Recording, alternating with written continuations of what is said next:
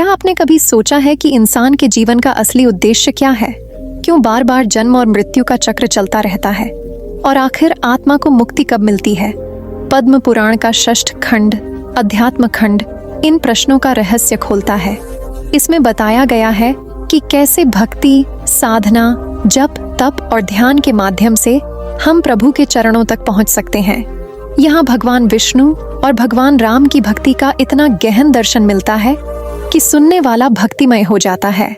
आज की इस कथा में हम जानेंगे वही दिव्य रहस्य जो आत्मा को बंधन से मुक्त करता है और प्रभु की शरण तक ले जाता है। प्रिय मित्र, क्या आपने कभी सोचा है कि जीवन का असली उद्देश्य क्या है? धन, वैभव और मान सम्मान के पीछे भागते हुए भी मनुष्य क्यों भीतर से खाली महसूस करता है? इसका उत्तर छिपा है पद्म पुराण के षष्ठ खंड, आध्यात्म खंड में। यह केवल एक कथा नहीं, बल्कि जीवन का मार्गदर्शन है, जहाँ धर्म, भक्ति, साधना और आध्यात्म के रहस्य सरल भाषा में प्रकट होते हैं। यहाँ भगवान विष्णु और भगवान राम की भक्ति की महिमा, जप, तप, ध्यान और वैष्णव धर्म का गहन विवेचन है। आज की इस कथा में हम उसी दिव्य मार्ग पर चलेंगे जहां आत्मा और परमात्मा का मिलन होता है और जीवन अपने सच्चे लक्ष्य को प्राप्त करता है।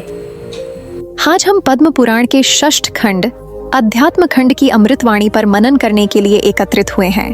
यह खंड केवल शास्त्रीय वर्णन भर नहीं है, यह एक साधक के जीवन का मार्गदर्शक है।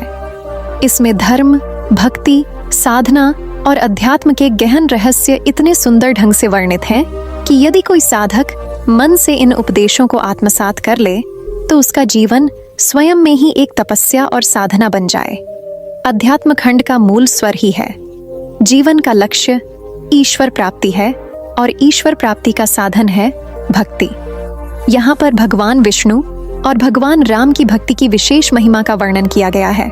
साथ ही साधना, जप, तप, ध्यान और वैष्णव धर्म की महत्ता का ऐसा विवेचन है जिसे सुनकर हर हृदय भक्ति रस से सराबोर हो जाता है। अब प्रश्न उठता है कि पुराण क्यों आवश्यक हैं? वेद और उपनिषद तो ज्ञान का शुद्ध स्रोत हैं, फिर पुराणों का क्या स्थान है? तो शास्त्रकार बताते हैं कि पुराण सामान्य जनों के लिए लिखे गए वेद हैं। वेद अत्यंत गूढ़ और कठिन हैं, किंतु पुराण कथा और संवाद के रूप में उसी सत्य को सरल और सहज बना देते हैं।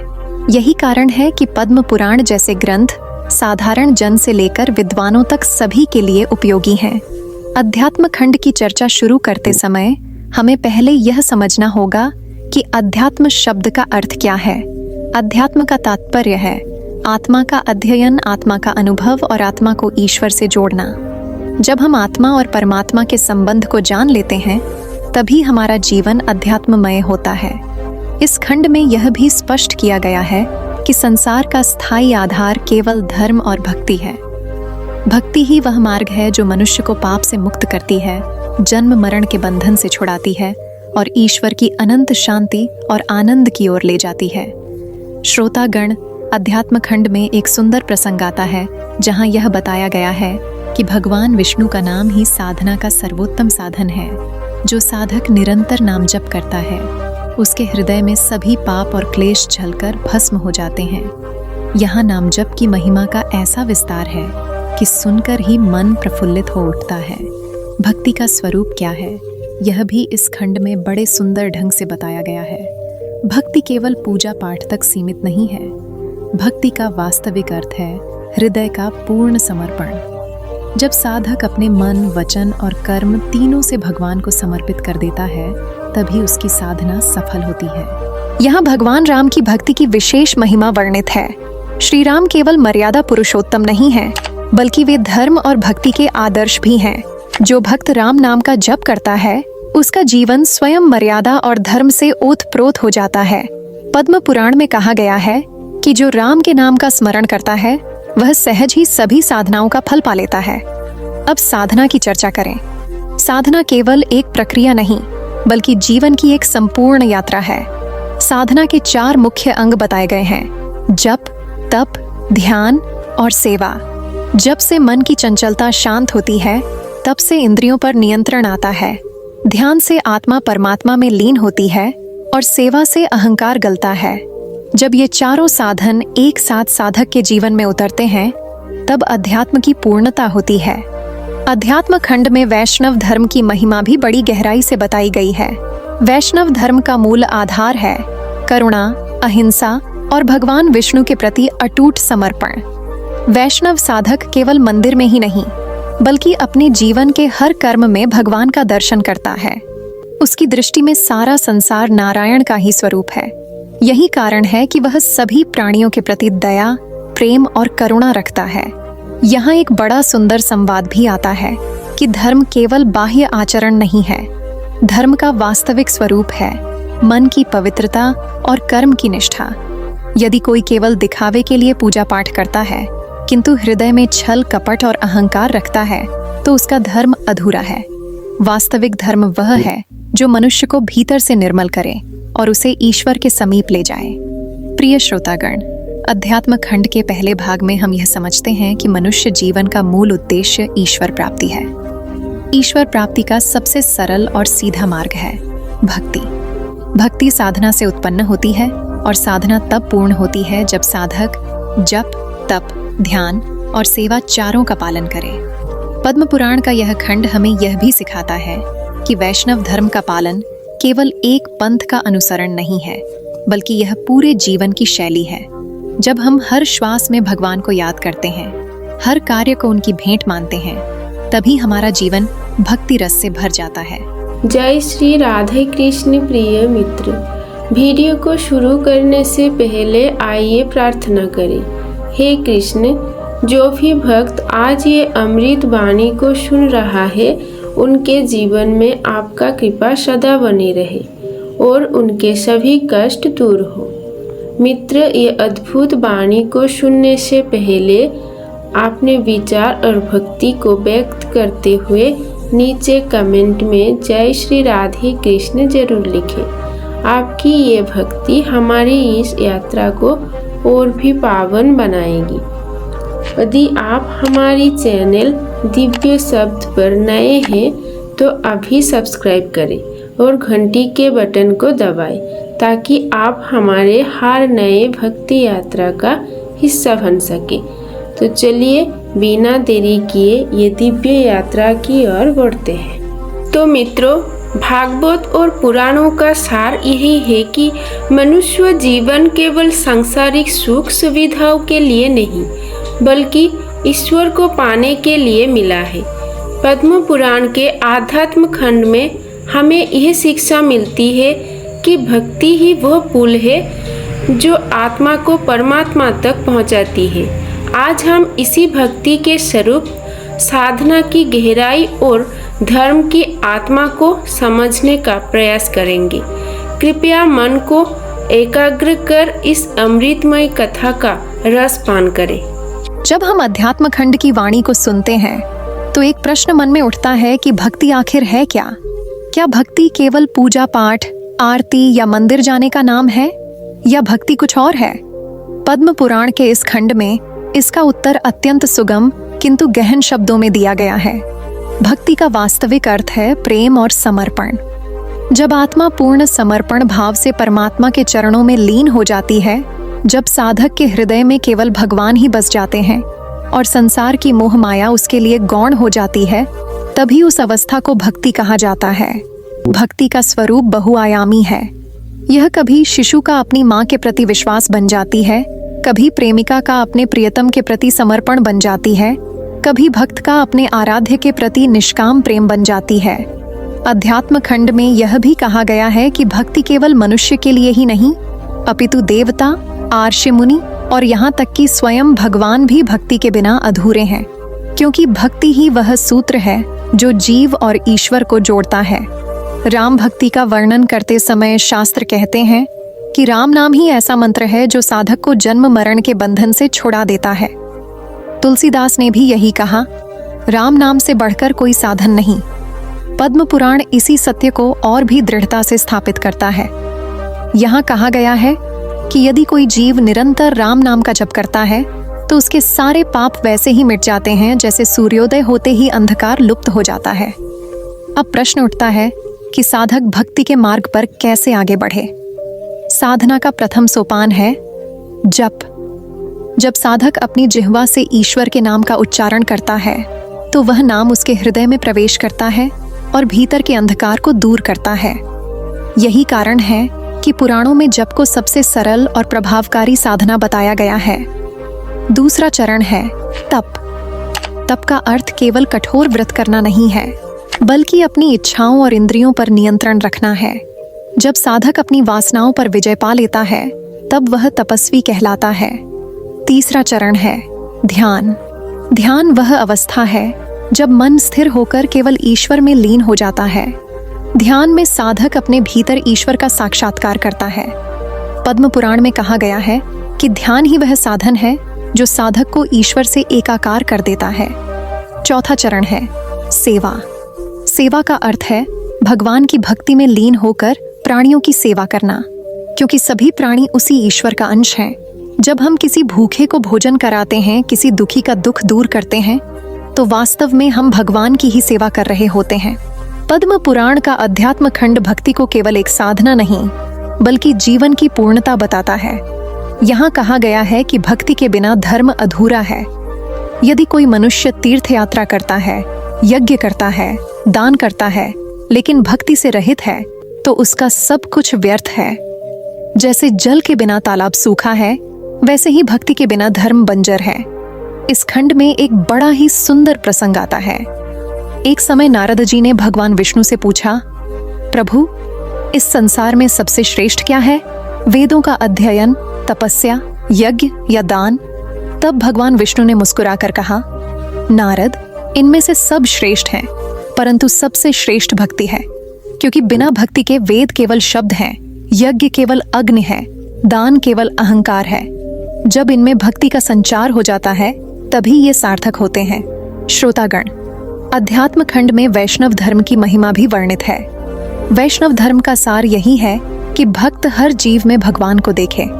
यदि कोई भक्त केवल मंदिर में भगवान को देखे और बाहर आकर दूसरों से घृणा करे, तो वह वास्तविक वैष्णव नहीं है। वैष्णव वही है जो सभी में विष्णु का दर्शन करे, चाहे वह अमीर हो या गरीब, ज्ञानी हो या अज्ञानी। इस खंड का एक और महत्वपूर्ण संदेश है, धर्म का आधार प्रेम है। धर्म का सार केवल शास्त्रों में नहीं, बल्कि साधक के व्यवहार में झलकना चाहिए। यदि कोई भक्त दिन रात जप करता है परंतु दूसरों से कटु वचन बोलता है, अहंकार करता है, तो उसकी भक्ति अधूरी है। सच्चा भक्त वही है जो प्रेम और करुणा से ओतप्रोत हो। अब हम भगवान राम की भक्ति पर थोड़ा और विचार करें। राम केवल एक ऐतिहासिक व्यक्तित्व नहीं, बल्कि वे धर्म की सजीव प्रतिमा है। राम ने अपने जीवन से यह दिखाया कि धर्म का पालन चाहे कितना भी कठिन क्यों न हो, पर उसे निभाना ही सच्चे जीवन का लक्ष्य है। जब भक्त राम के चरित्र का स्मरण करता है तो उसका मन धर्म और भक्ति से भर जाता है। पद्म पुराण में यह भी कहा गया है कि राम नाम का स्मरण करते ही पाप नष्ट हो जाते हैं। एक चोर यदि सच्चे मन से राम का नाम ले तो भी उसका हृदय बदल जाता है। एक पतित भी यदि राम नाम का जप करे तो वह पवित्र हो जाता है। यही राम नाम की महिमा है। श्रोतागण, अध्यात्म खंड का यह दूसरा भाग हमें यह शिक्षा देता है कि भक्ति केवल बाहरी आचार विचार तक सीमित नहीं, बल्कि यह हृदय की गहराई में बसती है। भक्ति ही साधना का सार है और साधना के बिना मनुष्य जीवन अधूरा है। इसलिए हमें अपने जीवन में भक्ति, जप, तप, ध्यान और सेवा को शामिल करना चाहिए। तभी हमारा जीवन सार्थक होगा और हम ईश्वर की शरण में पहुंच पाएंगे। प्रिय मित्रों, पिछले भाग में हमने यह समझा कि भक्ति ही जीवन का सार है और साधना के 4 स्तंभ जप, तप, ध्यान और सेवा भक्ति को स्थायी और गहन बनाते हैं। आज हम आध्यात्म खंड की उस गहराई में उतरेंगे जहाँ धर्म का वास्तविक स्वरूप और वैष्णव आचरण की महिमा प्रकट होती है। धर्म केवल अनुष्ठान नहीं, बल्कि व्यवहार है। वैष्णव आचरण केवल नाम जप नहीं, बल्कि हर प्राणी में भगवान का दर्शन है। आइए इस दिव्य संदेश को हृदय से सुने और आत्मसात करें। धर्म का मूल उद्देश्य क्या है? यह प्रश्न उतना ही पुराना है जितनी यह सृष्टि। ऋषि मुनियों ने वेदों में धर्म का वर्णन किया, उपनिषदों में उसका गूढ़ स्वरूप बताया और पुराणों में उसे जीवन के व्यवहार से जोड़कर सरल बना दिया। धर्म का अर्थ केवल कर्म कांड करना नहीं है। धर्म का वास्तविक अर्थ है वह कर्तव्य जो आत्मा को शुद्ध करे और परमात्मा तक ले जाए। अध्यात्म खंड में भगवान विष्णु स्वयं धर्म की व्याख्या करते हैं। वे कहते हैं कि धर्म 2 प्रकार का होता है, बाह्य और आंतरिक। बाह्य धर्म वह है जो हम अनुष्ठानों और आचार विचार के रूप में देखते हैं, जैसे यज्ञ, व्रत, दान, तीर्थ यात्रा इत्यादि। यह धर्म आवश्यक है, लेकिन इससे भी महत्वपूर्ण है आंतरिक धर्म। आंतरिक धर्म वह है जो हमारे हृदय की पवित्रता, हमारे विचारों की निर्मलता और हमारे व्यवहार की सरलता से प्रकट होता है। यदि बाह्य धर्म है परंतु आंतरिक धर्म नहीं है तो वह अधूरा है। श्रोतागण, इसी संदर्भ में वैष्णव आचरण की महिमा का उल्लेख आता है। वैष्णव आचरण का अर्थ है हर क्षण, हर कर्म और हर विचार में भगवान विष्णु का स्मरण। वैष्णव वह है जो केवल विष्णु की पूजा नहीं करता, बल्कि हर जीव में विष्णु का अंश देखता है। एक बार नारद जी ने भगवान विष्णु से प्रश्न किया, प्रभु, आपके सबसे प्रिय कौन है? वे जो वेद पढ़ते हैं, यज्ञ करते हैं, या वे जो आपको भोग लगाते हैं? भगवान विष्णु ने उत्तर दिया, नारद, मुझे सबसे प्रिय वे हैं जो हर प्राणी के प्रति करुणा रखते हैं और जिनका हृदय भक्ति से भरा है। यह उत्तर स्पष्ट करता है कि वैष्णव धर्म केवल पूजा पाठ तक सीमित नहीं, बल्कि करुणा और प्रेम इसका हृदय है। अध्यात्म खंड में यह भी वर्णन आता है कि सच्चा वैष्णव कभी किसी से घृणा नहीं करता। वह सदा अहिंसा का पालन करता है, सत्य बोलता है, दूसरों की सेवा करता है और विनम्र रहता है। उसके जीवन का प्रत्येक क्षण भगवान की भक्ति और सेवा में बीतता है। धर्म का पालन करते समय मनुष्य को 3 बातों का विशेष ध्यान रखना चाहिए, सत्य, दया और क्षमा। सत्य के बिना धर्म झूठा है, दया के बिना धर्म कठोर है और क्षमा के बिना धर्म अधूरा है। श्रोतागण, धर्म और वैष्णव आचरण का एक सुंदर उदाहरण श्री राम के जीवन में मिलता है। श्री राम ने हर परिस्थिति में धर्म का पालन किया, चाहे वह वनवास का प्रसंग हो या सीता जी की खोज का प्रसंग। श्री राम ने कभी धर्म का त्याग नहीं किया। जब विभीषण ने लंका में राम की शरण ली तो राम ने बिना देर किए उसे स्वीकार कर लिया, यह कहते हुए कि जो मेरी शरण में आता है मैं उसे कभी अस्वीकार नहीं करता। यही है धर्म और वैष्णव आचरण का वास्तविक स्वरूप। अब हम साधना और धर्म के संबंध को समझें। साधना वह है जो आत्मा को परमात्मा के समीप ले जाए और धर्म वह है जो साधना को दिशा दे। यदि साधना बिना धर्म के हो तो वह मार्गहीन है। यदि धर्म बिना साधना के हो तो वह निर्जीव है। जब साधना और धर्म दोनों मिलते हैं तभी जीवन अध्यात्ममय होता है। अध्यात्म खंड में एक कथा आती है। एक बार एक ब्राह्मण ने वर्षों तक कठोर तपस्या की। वह दिन रात जप करता, यज्ञ करता, लेकिन वह अपने पड़ोसियों से कटु वचन बोलता, किसी गरीब की सहायता नहीं करता। अंत में जब यमदूत उसे लेने आए तो वह चकित हुआ कि मेरी साधना व्यर्थ कैसे हो गई। तब विष्णु दूतों ने कहा, तुम्हारे जप और तप में भक्ति और करुणा का भाव नहीं था, इसलिए वह अधूरा रह गया। यह कथा हमें स्पष्ट संदेश देती है कि धर्म और साधना तभी सार्थक है जब उसमें करुणा, प्रेम और भक्ति का संचार हो। श्रोतागण, वैष्णव आचरण की एक और विशेषता है समर्पण। वैष्णव कभी यह नहीं सोचता कि मैं साधना कर रहा हूँ इसलिए मैं महान हूँ। उसका भाव केवल यह होता है कि सब कुछ भगवान की कृपा है।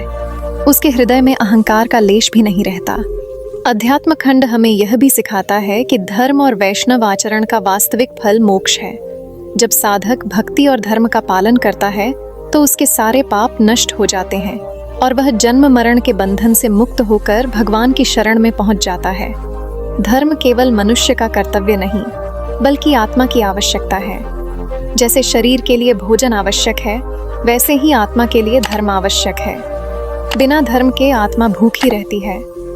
धर्म ही आत्मा को तृप्त करता है और उसे ईश्वर से जोड़ता है। श्रोतागण, अध्यात्म खंड के इस तीसरे भाग में हमने देखा कि धर्म केवल बाह्य आचरण नहीं है, बल्कि हृदय की निर्मलता और करुणा है। वैष्णव आचरण केवल नाम जप नहीं है, बल्कि हर प्राणी में भगवान को देखने की दृष्टि है। यही दृष्टि मनुष्य को सच्चा भक्त और सच्चा साधक बनाती है। प्रिय मित्र, आज हम पद्म पुराण के आध्यात्म खंड की उस अमृत वर्षिणी धारा का रसपान करेंगे, जिसमें जप और ध्यान की महिमा का गूढ़ रहस्य छिपा है। जप केवल शब्द नहीं है, यह आत्मा की पुकार है। ध्यान केवल मौन बैठना नहीं है, यह आत्मा और परमात्मा का मिलन है। जप से मन शुद्ध होता है, ध्यान से आत्मा ईश्वर में लीन होती है। आइए इस दिव्य साधना के महत्व को विस्तार से समझें और अपने जीवन में उतारें। जब हम अध्यात्म खंड की वाणी में प्रवेश करते हैं तो सबसे पहले यही संदेश मिलता है कि मनुष्य की सबसे बड़ी शक्ति उसका मन है और उसकी सबसे बड़ी कमजोरी भी मन ही है। मन ही हमें संसार में बांधता है और मन ही हमें परमात्मा तक पहुंचा सकता है। इसलिए मन को साधने का मार्ग ही साधना है। इस साधना का पहला चरण है जप। जप क्या है? जप वह क्रिया है जिसमें साधक अपनी जिह्वा से, अपने मन से और अपने प्राणों से ईश्वर के नाम का उच्चारण करता है। जब जप होता है तो वह केवल ध्वनि नहीं होती, वह तरंग बनकर पूरे वातावरण को पवित्र कर देती है। शास्त्र कहते हैं कि जप के बिना साधना अधूरी है।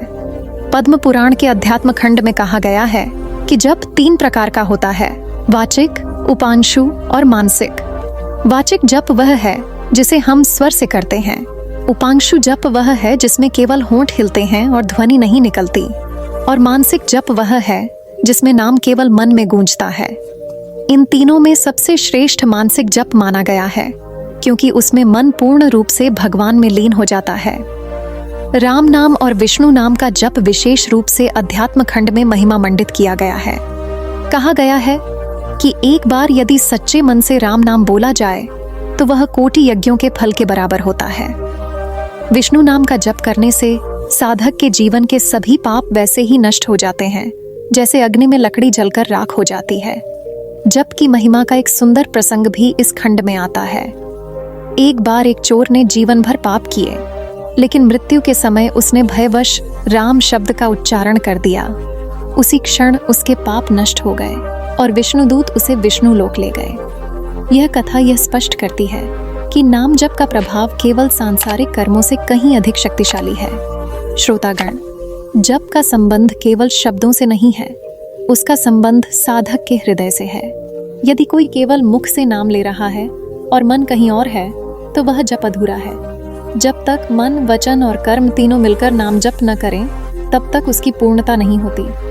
अब ध्यान की महिमा पर विचार करें। ध्यान क्या है? ध्यान वह अवस्था है जब साधक का मन संसार से हटकर केवल भगवान में लीन हो जाता है। ध्यान केवल आंख बंद कर बैठने का नाम नहीं है। ध्यान वह है जब साधक का मन स्थिर होकर आत्मा को परमात्मा में डुबो देता है। अध्यात्म खंड में ध्यान का स्वरूप बड़े ही सुंदर ढंग से बताया गया है। वहाँ कहा गया है कि ध्यान करते समय साधक को भगवान के स्वरूप का चिंतन करना चाहिए। भगवान विष्णु के 4 भुजाओं का, उनके शंख, चक्र, गदा और पद्म का, उनके पीतांबर और उनके मुकुट का ध्यान करने से मन शुद्ध होता है और आत्मा में दिव्यता का संचार होता है। ध्यान के बिना जप अधूरा है और जप के बिना ध्यान कठिन है। जब साधक जप करता है तो उसका मन एकाग्र होता है और वही मन ध्यान की ओर बढ़ता है। इसीलिए शास्त्रों में कहा गया है कि जप और ध्यान दोनों एक ही साधना के 2 पहलू हैं। ध्यान की महिमा का एक अद्भुत प्रसंग भी इस खंड में आता है। एक साधक ने वर्षों तक ध्यान किया। वह हर दिन भगवान विष्णु के स्वरूप का ध्यान करता रहा। अंत में जब उसकी मृत्यु हुई तो उसके मन में वही ध्यान था और उसी क्षण भगवान विष्णु स्वयं उसके सामने प्रकट हो गए और उसे अपने धाम ले गए। यह कथा हमें यह सिखाती है कि जिस विषय पर हमारा मन मृत्यु के समय स्थिर होता है वही हमें प्राप्त होता है। इसलिए हमें जीवन भर ध्यान को भगवान में स्थिर करने का अभ्यास करना चाहिए। श्रोतागण, ध्यान की प्रक्रिया में सबसे कठिन कार्य है मन को स्थिर करना। मन स्वभाव से चंचल है, वह कभी इधर जाता है, कभी उधर। परंतु जब साधक धैर्य और प्रेम से उसे बार बार भगवान की ओर लौटाता है तो धीरे धीरे वह स्थिर हो जाता है। पद्म पुराण में यह भी कहा गया है कि ध्यान केवल साधना का साधन नहीं, बल्कि वह ईश्वर से मिलने का मार्ग है। जब साधक ध्यान में लीन होता है तो वह अपने भीतर ईश्वर का साक्षात्कार करता है। तब उसे यह अनुभव होता है कि आत्मा और परमात्मा भिन्न नहीं बल्कि एक ही है। जप और ध्यान की साधना का परिणाम यह होता है कि साधक के भीतर शांति का उदय होता है।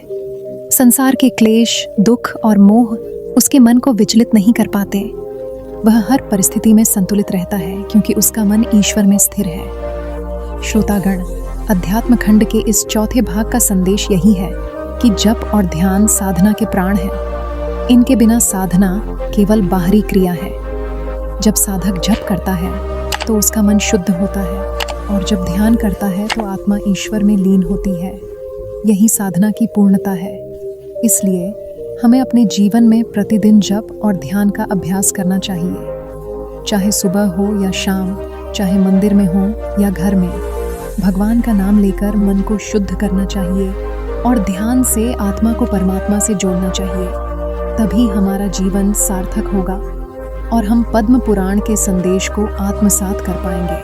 प्रिय मित्र, पद्म पुराण के आध्यात्म खंड की इस अनमोल यात्रा में हम धीरे धीरे उस गहराई तक पहुंच रहे हैं जहां धर्म, भक्ति और साधना का संगम होता है। अब हम वैष्णव धर्म के अमृत तत्व की ओर बढ़ेंगे। यह वही मार्ग है जिस पर चलते हुए अनगिनत भक्तों ने भगवान विष्णु और श्री राम की स्मरण प्राप्त की और अपने जीवन को अमरत्व और शांति से भर दिया। इस भाग में हम समझेंगे कि वैष्णव धर्म केवल एक आचार संहिता नहीं है, बल्कि यह जीवन जीने की वह कला है जो आत्मा को परमात्मा से जोड़ देती है। आइए हम सब मिलकर इस अमृत धर्म का रस पान करें और अपने जीवन को दिव्यता की ओर अग्रसर करें। वैष्णव धर्म का मूल तत्व केवल बाहरी आडंबरों में नहीं है, बल्कि यह आत्मा की गहराई में छिपी उस भक्ति में है जो मनुष्य को उसके वास्तविक स्वरूप से परिचित कराती है।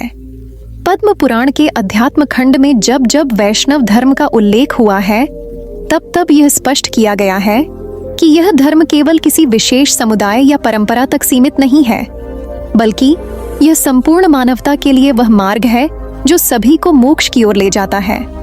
भगवान विष्णु स्वयं कहते हैं कि जो भी साधक सच्चे हृदय से मेरे चरणों में आश्रय लेता है वह वैष्णव कहलाता है, चाहे उसका जन्म किसी भी जाति, वर्ण या स्थिति में क्यों न हुआ हो। इस धर्म की नींव श्रद्धा और विश्वास पर आधारित है। जब कोई साधक अपने जीवन में हर कर्म को ईश्वरार्पण करके करता है तो वह वैष्णव धर्म की ओर अग्रसर हो जाता है। एक सच्चा वैष्णव वही है जो हर प्राणी में ईश्वर का अंश देखता है, जो दूसरों के दुख को अपना मानता है और दूसरों की सेवा को ही अपनी भक्ति समझता है। वैष्णव धर्म में केवल मंदिरों की परिक्रमा करना या केवल जप तप करना पर्याप्त नहीं है, बल्कि यह तो प्रारंभिक साधनाएं हैं। असली वैष्णव वही है जिसकी आंखें करुणा से भरी हों, जिसका हृदय दया से परिपूर्ण हो और जिसका जीवन सत्य एवं अहिंसा पर आधारित हो। भगवान राम का चरित्र वैष्णव धर्म की जीवित मूर्ति है। उन्होंने दिखाया कि धर्म केवल युद्ध भूमि में विजय प्राप्त करने का साधन नहीं है, बल्कि यह तो जीवन के प्रत्येक क्षण में सत्य और मर्यादा का पालन करने की प्रतिज्ञा है। राम ने दया, करुणा और विनम्रता के माध्यम से यह संदेश दिया कि वैष्णव धर्म का पालन करने वाला कभी अपने शत्रु से भी घृणा नहीं करता, बल्कि उसे भी धर्म की ओर अग्रसर करने का प्रयत्न करता है। इसी प्रकार भगवान विष्णु के हर अवतार में वैष्णव धर्म की कोई न कोई धारा प्रकट होती रही है। पद्म पुराण हमें यह भी सिखाता है कि वैष्णव धर्म का पालन केवल साधु संतों या तपस्वियों के लिए नहीं है। यह तो गृहस्थ, विद्यार्थी, व्यापारी, किसान और हर वर्ग के लिए उतना ही आवश्यक है। एक गृहस्थ जब अपने परिवार का पालन पोषण ईश्वर की आज्ञा मानकर करता है, जब वह अपनी संतानों में संस्कारों का बीज बोता है और जब वह अपने भोजन का एक अंश भगवान को अर्पण करता है, तब वह भी वैष्णव कहलाता है। वैष्णव धर्म जीवन का ऐसा समन्वय है जिसमें संसार और अध्यात्म का कोई विरोध नहीं है। इस धर्म का एक और महत्वपूर्ण पहलू सेवा है। सेवा केवल मंदिर में दीप जलाने या फूल चढ़ाने तक सीमित नहीं है। सेवा का असली रूप है भूखे को अन्न देना, प्यासे को जल पिलाना, निराश्रित को आश्रय देना और दुखी को सांत्वना देना। पद्म पुराण कहता है कि जब भक्त किसी पीड़ित की सेवा करता है तो वास्तव में वह स्वयं भगवान की ही सेवा कर रहा होता है। भगवान विष्णु उन हृदयों में निवास करते हैं जो दूसरों के कल्याण के लिए धड़कते हैं। जप और ध्यान भी वैष्णव धर्म के स्तंभ हैं, लेकिन इनका उद्देश्य केवल रटने की प्रक्रिया नहीं है। जप का अर्थ है मन को बार बार ईश्वर की स्मृति में लाना, और ध्यान का अर्थ है उस स्मृति को स्थायी बनाना। जब साधक अपने जीवन में ओ नमो भगवते वासुदेवाय या राम राम जैसे मंत्रों का जप करता है, तो वह अपने हृदय की गहराइयों में ईश्वर के स्वरूप को अंकित करता है। धीरे धीरे उसका मन शुद्ध होता है और वह संसार के माया जाल से मुक्त होकर केवल प्रभु में रम जाता है। यही जप और ध्यान वैष्णव धर्म की आत्मा है। भक्ति का सर्वोच्च रूप वैष्णव धर्म में समर्पण है। समर्पण का अर्थ है अपने अहंकार को छोड़ देना और स्वयं को पूर्णतः ईश्वर के हवाले कर देना। जब भक्त कहता है, प्रभु मैं कुछ नहीं जानता, मैं कुछ नहीं कर सकता, आप ही मेरे मार्गदर्शक हैं, तब वह सच्चा वैष्णव बन जाता है। यह समर्पण ही भक्त को भय, मोह और पाप से मुक्त कर देता है। समर्पण ही वह द्वार है जिसके पार जाकर आत्मा परमात्मा में विलीन हो जाती है। एक कथा आती है कि एक वैष्णव भक्त हर दिन भगवान विष्णु की मूर्ति पर तुलसी दल चढ़ाता था। एक दिन उसके गांव में महामारी फैल गई और वह भक्त दूसरों की सेवा में इतना व्यस्त हो गया कि तुलसी चढ़ाना भूल गया। उस रात भगवान विष्णु ने स्वप्न में आकर उससे कहा, पुत्र, आज मुझे तुलसी नहीं मिली, लेकिन तूने जो पीड़ितों की सेवा की वही मेरे लिए तुलसी से भी बढ़कर थी। ये कथा हमें यह सिखाती है कि वैष्णव धर्म का सार केवल विधियों में नहीं, बल्कि करुणा और सेवा में निहित है। पद्म पुराण यह भी कहता है कि वैष्णव धर्म केवल वर्तमान जीवन के लिए ही नहीं, बल्कि यह जन्म जन्मांतर तक आत्मा का सहारा बनता है। जब आत्मा देह छोड़ती है, तब उसके साथ केवल उसके वैष्णव संस्कार जाते हैं। वही संस्कार उसे अगले जीवन में भी ईश्वर के निकट लाते हैं। इसलिए वैष्णव धर्म का पालन करना केवल एक जीवन की तैयारी नहीं, बल्कि अनंत यात्रा की तैयारी है। साधक के लिए सबसे बड़ी चुनौती होती है मन को नियंत्रित करना। मन बार बार संसार की ओर दौड़ता है, इच्छाओं और वासनाओं में फंसता है। वैष्णव धर्म कहता है कि मन को केवल बलपूर्वक रोका नहीं जा सकता, बल्कि उसे धीरे धीरे ईश्वर की ओर मोड़ा जा सकता है। जब मन बार बार भगवान का नाम सुनता है, जब वह भगवान की कथाओं में रम जाता है, जब वह भगवान के भक्तों की संगति करता है, तब वह स्वाभाविक रूप से शुद्ध होने लगता है। भक्ति का यह मार्ग कठिन नहीं है, लेकिन निरंतरता मांगता है। एक बूंद जल से प्यास नहीं बुझती, वैसे ही एक दिन की भक्ति से आत्मा शुद्ध नहीं होती। रोज रोज क्षण क्षण जब भक्त ईश्वर को याद करता है, तभी वैष्णव धर्म का वास्तविक फल मिलता है। यह धर्म साधना का वह अमृत है जो धीरे धीरे मनुष्य के भीतर उतरता है और उसे पूर्णता प्रदान करता है। अंततः वैष्णव धर्म का तत्व यही है कि हम अपने जीवन को ईश्वर के चरणों में अर्पित करें। जब हमारी वाणी, हमारा व्यवहार, हमारा विचार और हमारे कर्म ईश्वर की स्मृति से जुड़े हों, तभी हम सच्चे वैष्णव बनते हैं। यही धर्म हमें संसार के बंधनों से मुक्त करता है और मोक्ष की ओर ले जाता है। प्रिय मित्र, पद्म पुराण के आध्यात्म खंड की ये यात्रा अब हमें और भी गहराई की ओर ले जा रही है। अब तक हमने वैष्णव धर्म के अमृत तत्व को समझा था। अब हम साधना और भक्ति के उस अद्भुत संगम को जानेंगे, जहाँ साधना केवल तपस्या नहीं रह जाती और भक्ति केवल भावनाओं की अभिव्यक्ति नहीं रहती। जब साधना और भक्ति मिल जाते हैं, तब मनुष्य का जीवन स्वयं एक यज्ञ बन जाता है और आत्मा प्रभु से अविभाज्य हो जाती है। आइए हम सब इस दिव्य रहस्य की ओर कदम बढ़ाएं और जाने कि साधना और भक्ति का मेल किस प्रकार जीवन को ईश्वरमय बना देता है। साधना और भक्ति दो अलग अलग धाराएं नहीं है, बल्कि यह एक ही नदी के दो तट हैं। साधना वह अनुशासन है जो साधक को उसकी आत्मिक शक्ति से परिचित कराता है, और भक्ति वह प्रवाह है जो उस शक्ति को ईश्वर की शरण में प्रवाहित कर देता है। जब साधना और भक्ति एक दूसरे के पूरक बन जाते हैं, तब साधक केवल ईश्वर के निकट ही नहीं पहुंचता, बल्कि स्वयं ईश्वर का अंश बन जाता है। पद्म पुराण के अध्यात्म खंड में बार बार इस तथ्य को दोहराया गया है कि साधना बिना भक्ति के अधूरी है और भक्ति बिना साधना के क्षणिक है। साधना से मन को स्थिरता मिलती है, इंद्रियां संयमित होती हैं और आत्मा जागृत होती है।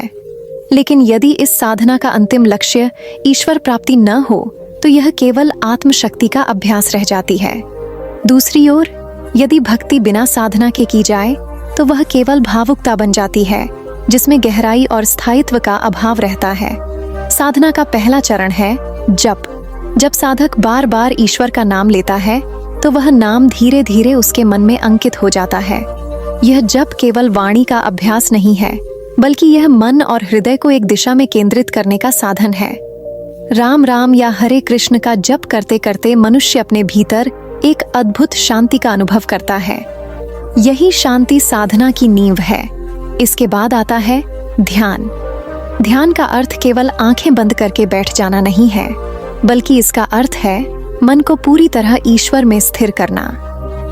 जब साधक अपने हृदय में भगवान विष्णु का स्वरूप कल्पना करता है, जब वह उनकी मूर्ति के दर्शन में विलीन हो जाता है, जब उसका श्वास प्रश्वास तक ईश्वर का नाम लेने लगता है, तभी ध्यान पूर्ण होता है।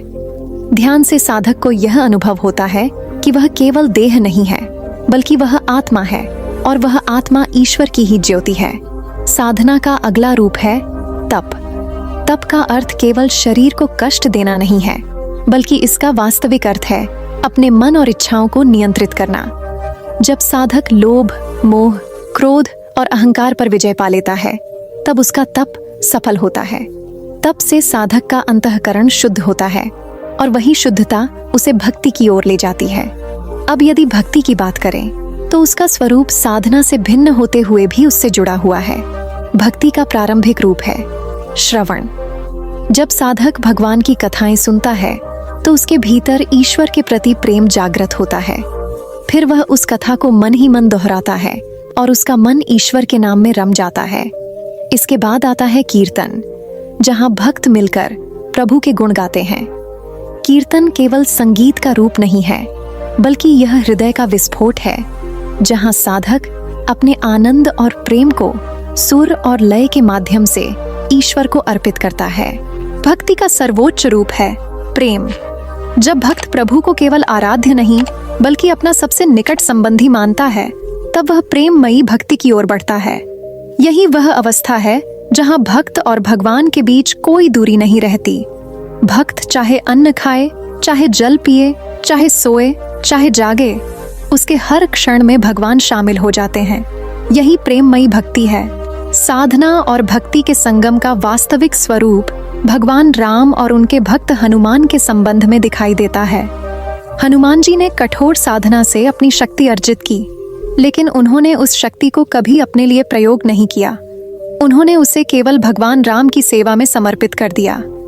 यही कारण है कि हनुमान आज भी भक्ति और साधना दोनों के आदर्श माने जाते हैं। यदि वे केवल साधक होते तो वे शक्तिशाली होते, परंतु अमर न होते, और यदि वे केवल भक्त होते तो वे भावुक होते, परंतु विश्व वंदनीय न होते।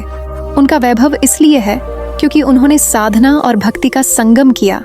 साधना और भक्ति का संगम मनुष्य के जीवन को संतुलन प्रदान करता है। केवल साधना करने वाला व्यक्ति कभी कभी कठोर और अहंकारी हो सकता है, क्योंकि उसे लगता है कि उसने अपनी शक्ति से सब कुछ पा लिया है। वहीं केवल भक्ति करने वाला व्यक्ति कभी कभी कमजोर और निर्बल हो सकता है, क्योंकि उसके पास आत्मनियंत्रण का आधार नहीं होता। जब ये दोनों एक साथ चलते हैं, तब मनुष्य न तो अहंकारी होता है और न ही निर्बल। वह मजबूत भी होता है और विनम्र भी। वह शक्तिशाली भी होता है और दयालु भी। पद्म पुराण यह भी स्पष्ट करता है कि साधना और भक्ति का संगम तभी संभव है जब साधक गुरु की शरण में जाता है। गुरु ही वह सेतु हैं जो साधना को भक्ति से जोड़ते हैं। गुरु साधना का मार्ग दिखाते हैं और भक्ति का रस छकाते हैं। बिना गुरु के साधक भटक सकता है, लेकिन गुरु की कृपा से वह दोनों ध्रुवों को जोड़कर जीवन को पूर्णता की ओर ले जा सकता है। इस संदर्भ में एक कथा आती है। एक साधक वर्षों तक ध्यान करता रहा, तप करता रहा, किंतु उसे शांति नहीं मिली।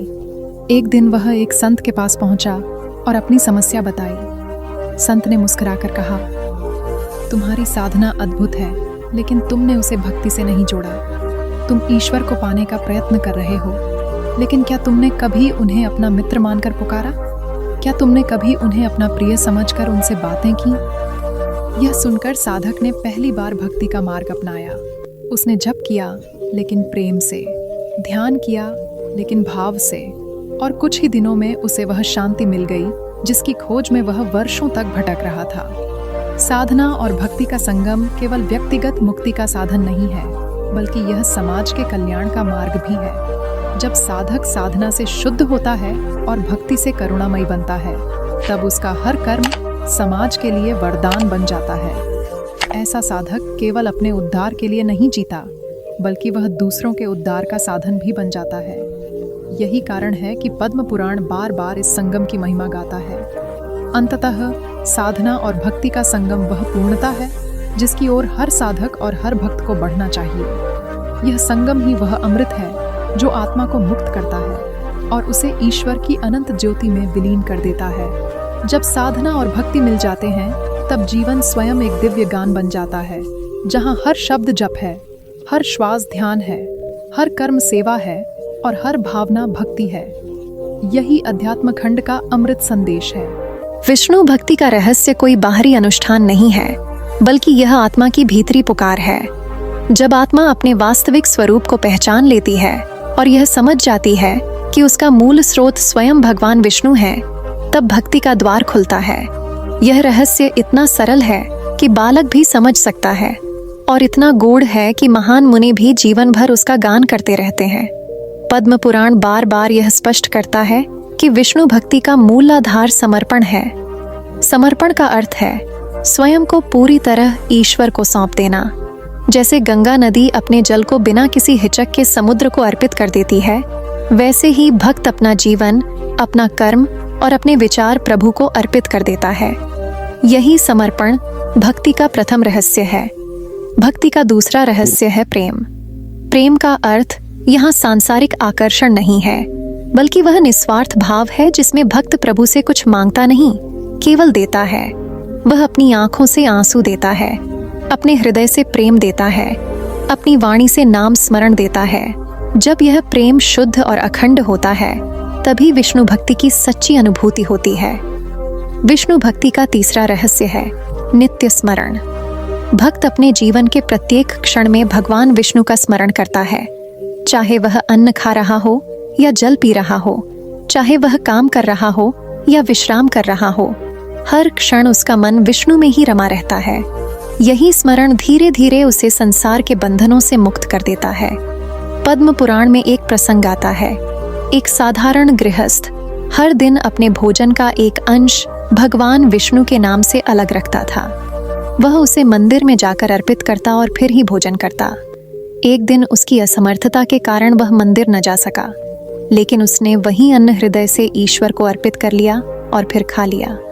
उस रात स्वप्न में भगवान विष्णु ने कहा, प्रिय भक्त, आज तुमने मंदिर नहीं आए, पर तुम्हारे हृदय में जो प्रेम और श्रद्धा थी, वही मेरे लिए सबसे बड़ा मंदिर था। यह कथा हमें बताती है कि विष्णु भक्ति का रहस्य केवल विधि विधान में नहीं, बल्कि भक्त के हृदय में है। विष्णु भक्ति का चौथा रहस्य है सेवा।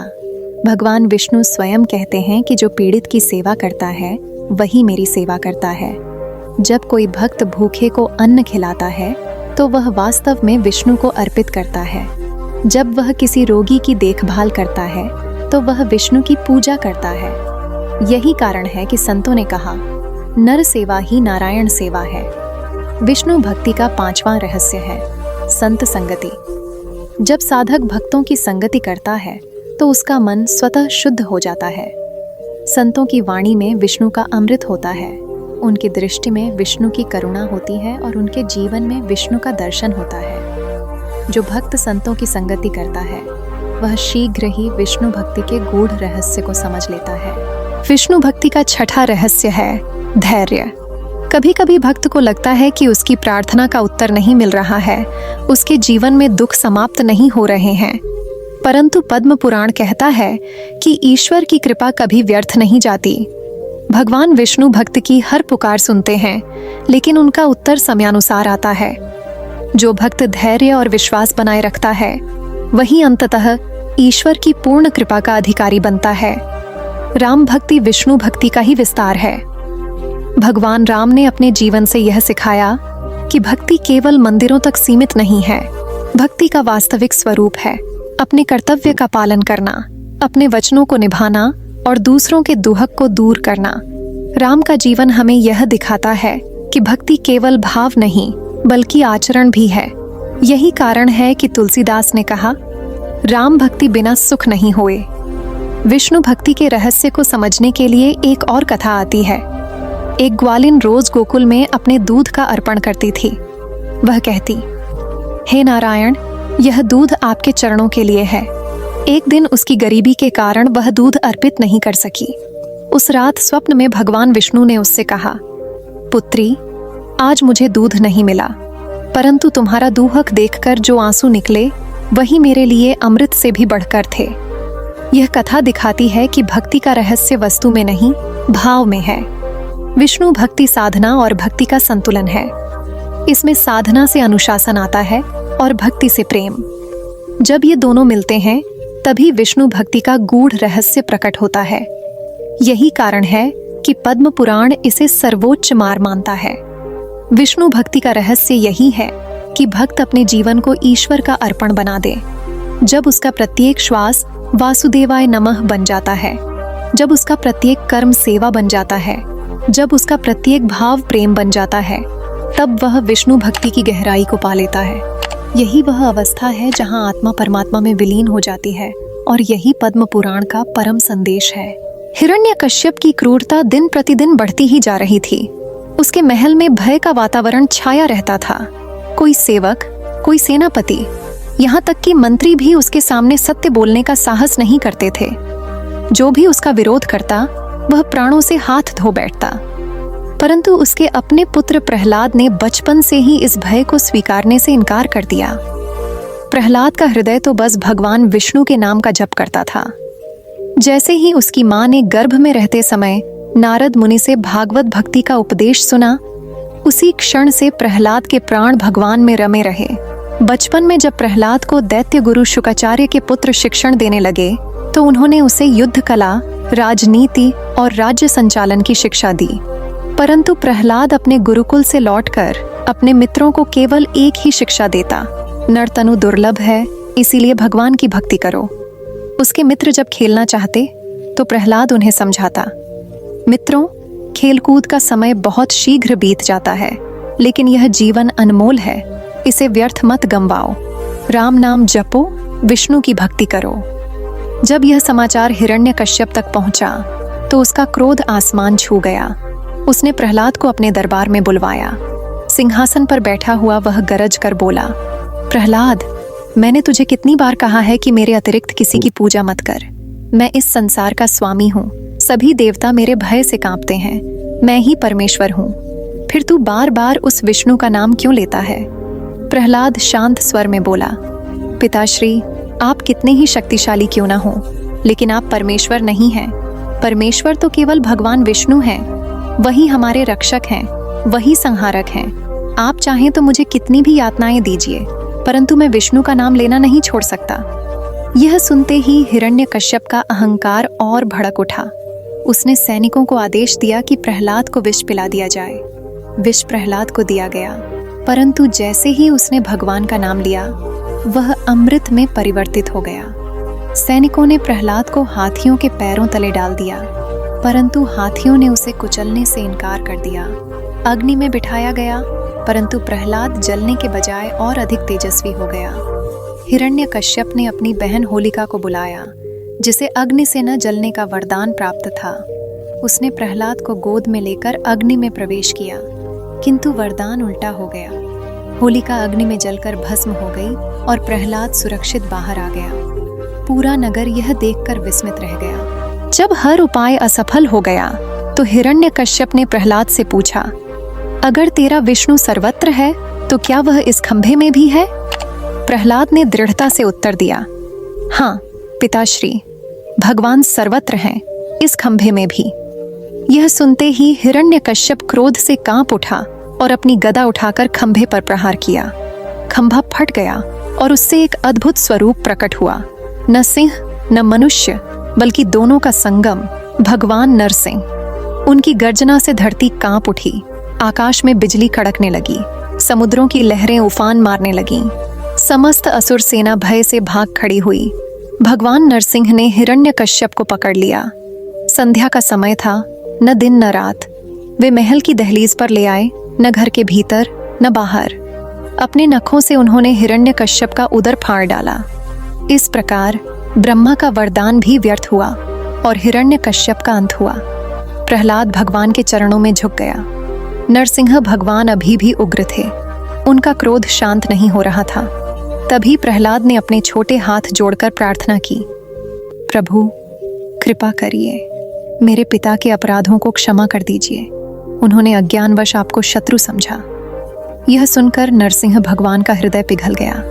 उन्होंने प्रहलाद को अपने अंक में उठा लिया और कहा, वत्स, तू सच्चा भक्त है। तेरी भक्ति के कारण तेरे पिता को भी मोक्ष प्राप्त होगा। तू धर्म और भक्ति का प्रतीक बनकर संसार को प्रेरणा देगा। यह कथा केवल असुर और देवताओं के युद्ध की कथा नहीं है। यह हमें यह सिखाती है कि अहंकार चाहे कितना ही बड़ा क्यों न हो, भक्ति की शक्ति के सामने वह टिक नहीं सकता। प्रहलाद ने हमें यह दिखाया कि जब मनुष्य विष्णु भक्ति में स्थिर हो जाता है तो संसार का कोई भी संकट उसे डिगा नहीं सकता।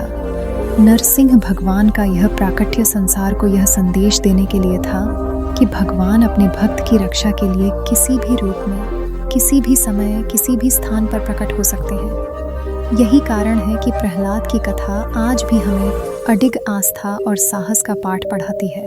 हिरण्यकश्यप के अंत के बाद महल और नगर दोनों ही मौन हो गए। महलों में पहले जो आतंक छाया रहता था, वह अब धीरे धीरे शांति में परिवर्तित होने लगा। असुरों के सैनिक, मंत्री और सेवक भयभीत थे।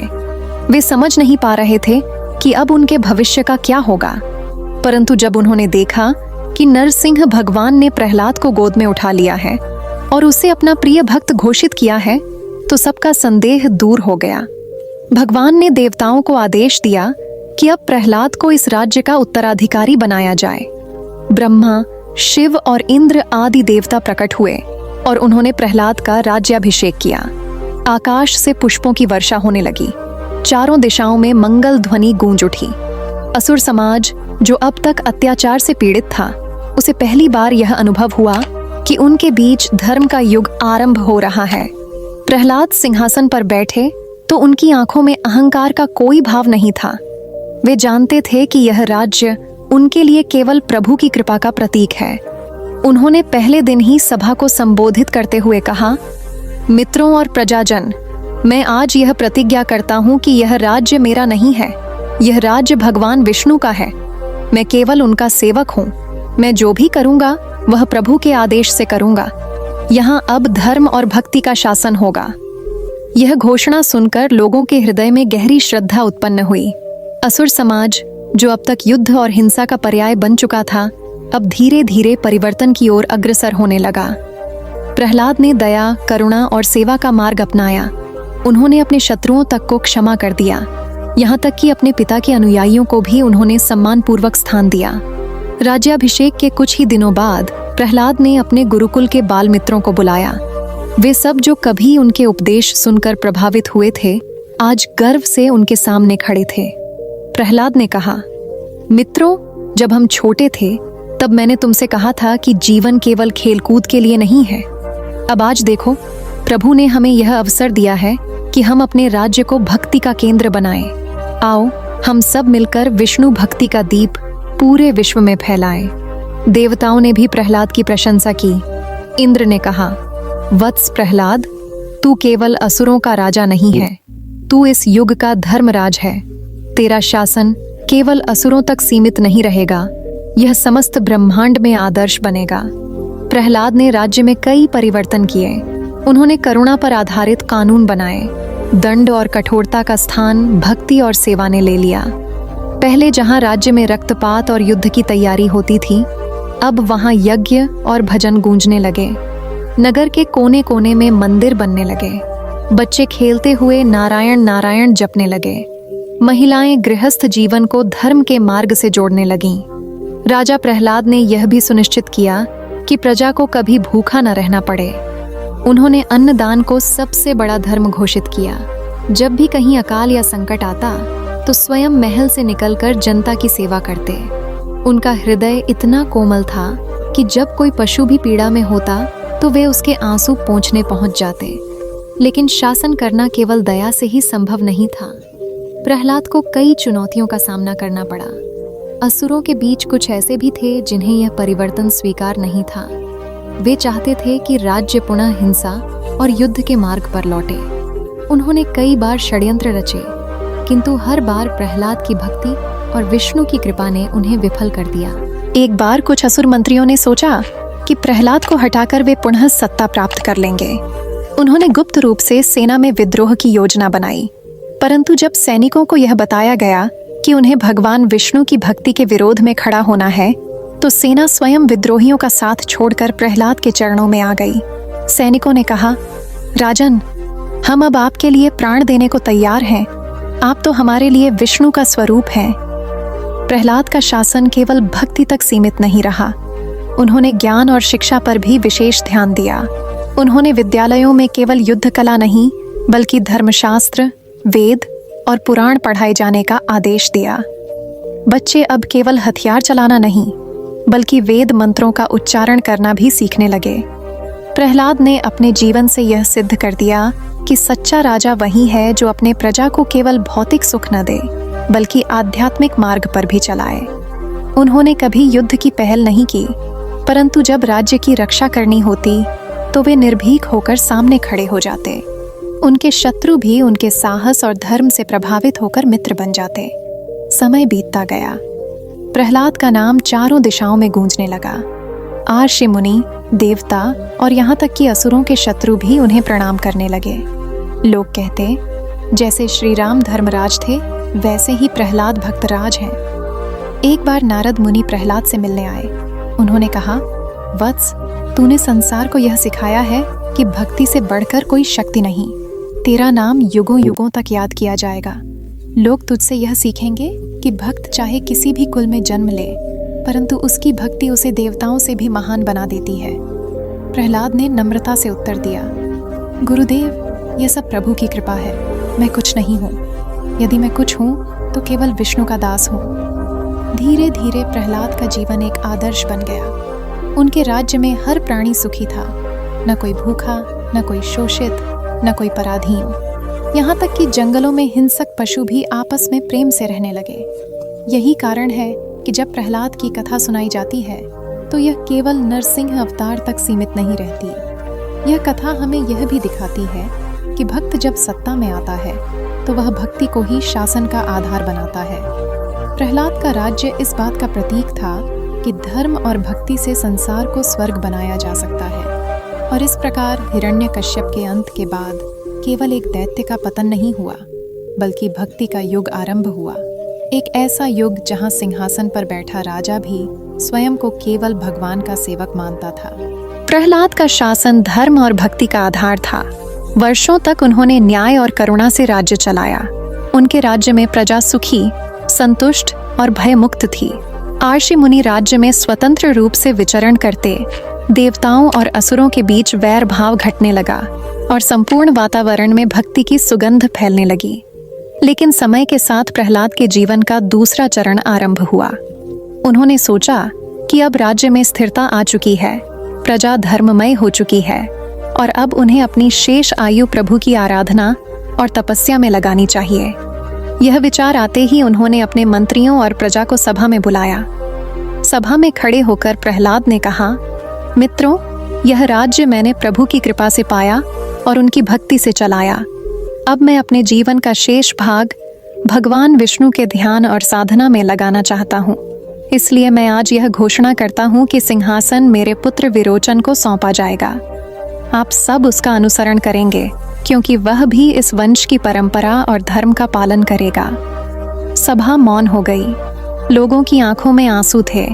वे जानते थे कि प्रहलाद का शासन उनके लिए स्वर्ण युग था, परंतु उन्होंने यह भी समझा कि भक्तराज का यह निर्णय धर्म संगत है।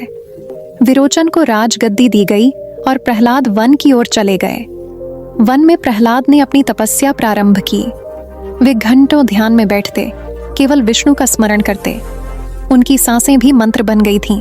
हर श्वास के साथ वे नारायण का जप करते। धीरे धीरे उनका शरीर तप से क्षीण हो गया, किंतु उनका चेहरा प्रभु के प्रकाश से दमकने लगा। ऋषि मुनि उनसे मिलने आते और कहते, हे प्रहलाद, तू केवल असुरों का नहीं बल्कि समस्त जगत का गुरु है। तेरी भक्ति ने यह दिखा दिया कि ईश्वर की शरण लेने वाला किसी कुल, किसी वंश और किसी स्थिति से परे महान हो जाता है। प्रहलाद का उत्तर जीवन केवल तपस्या तक सीमित नहीं था। वे समय समय पर अपने पुत्र विरोचन को उपदेश भी देते। वे कहते, पुत्र, याद रख, राज्य चलाना केवल राजनीति नहीं है, यह तो धर्म की परीक्षा है। यदि तू केवल भौतिक सुख देगा और आध्यात्मिक मार्ग भूल जाएगा तो राज्य कभी सुखी नहीं रहेगा। प्रजा का पालन उसी प्रकार करना जैसे एक पिता अपने पुत्रों का करता है। विरोचन एक आज्ञाकारी पुत्र था। उसने पिता के उपदेशों को गंभीरता से सुना और पालन भी किया, किंतु उसका दृष्टिकोण कहीं न कहीं भक्ति से अधिक भौतिकता की ओर झुका हुआ था। वह दान और यज्ञ में विश्वास रखता था, किंतु भगवान के प्रति वही निष्ठा उसमें नहीं थी जो प्रहलाद में थी। समय बीतने पर विरोचन ने एक पुत्र पाया। उसका नाम था बलि। बलि का जन्म असुर वंश में हुआ, परंतु उसमें भी प्रहलाद की भक्ति का अंश था। बलि साहसी, पराक्रमी और दानशील था। उसने अपने जीवन से यह सिद्ध किया कि दान और त्याग भी ईश्वर की भक्ति का रूप है। यही वह बलि था जिसे बाद में भगवान वामन ने शिक्षा दी और असुरों का गौरव भी स्थापित किया। इस प्रकार प्रहलाद की विरासत केवल उनके शासन तक सीमित नहीं रही। उनके पुत्र विरोचन और पौत्र बलि तक वह परंपरा चली। जहां प्रहलाद ने भक्ति का बीज बोया, वहीं बलि ने दान का वृक्ष खड़ा किया। दोनों ही प्रभु की भक्ति के अंग बने और संसार को यह सिखाया कि असुर वंश में भी धर्म और सत्य चमक सकते हैं। प्रहलाद के जीवन का अंतिम समय अत्यंत अद्भुत था। जब वे गहन ध्यान में बैठे थे तो आकाश में प्रकाश प्रकट हुआ। भगवान विष्णु स्वयं गरुड़ पर सवार होकर आए। उन्होंने कहा, वत्स प्रहलाद, तूने जीवन भर मेरी भक्ति की, मेरी प्रजा का पालन किया और मेरे धर्म को संसार में फैलाया। अब तेरे लिए मेरे लोक में स्थान तैयार है। आओ, मेरे धाम में प्रवेश करो। यह सुनते ही प्रहलाद ने अपने नेत्र बंद कर दिए और गहरी ध्यानावस्था में उनके प्राण भगवान विष्णु के चरणों में लीन हो गए। उनके प्राण जाते ही वन में फूलों की वर्षा हुई। आकाश में गंधर्व गाने लगे और चारों दिशाओं में नारायण नारायण की ध्वनि गूंज उठी। इस प्रकार प्रहलाद का जीवन केवल एक भक्त की कथा नहीं रहा, वह भक्ति की ऐसी धारा बन गया जो पीढ़ियों तक बहती रही। उनके वंश ने भी यह सिद्ध किया कि असुर कुल में जन्म लेना बाधा नहीं है, क्योंकि ईश्वर की कृपा किसी पर भी हो सकती है।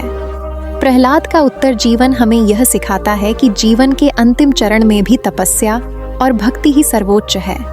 राजपाट, वैभव और सत्ता सब नश्वर हैं, परंतु भक्ति शाश्वत है। प्रहलाद ने यह सिद्ध कर दिया कि सच्चा भक्त मृत्यु के समय भी मुस्कुराता है, क्योंकि वह जानता है कि अब उसकी आत्मा प्रभु के धाम में प्रवेश कर रही है। उनकी विरासत बलि के माध्यम से आगे बढ़ी और वामन अवतार की कथा ने इसे अमर कर दिया। इस प्रकार प्रहलाद और उनके वंश की कथा अध्यात्म का ऐसा स्रोत बन गई जो पद्म पुराण के अध्यात्म खंड में अमृतत्व प्राप्त करती है। राजा प्रहलाद के पश्चात असुर वंश में उनके पौत्र बलि का जन्म हुआ।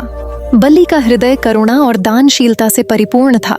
वह पराक्रमी था, किंतु साथ ही धर्म और सत्य में गहरी आस्था रखता था।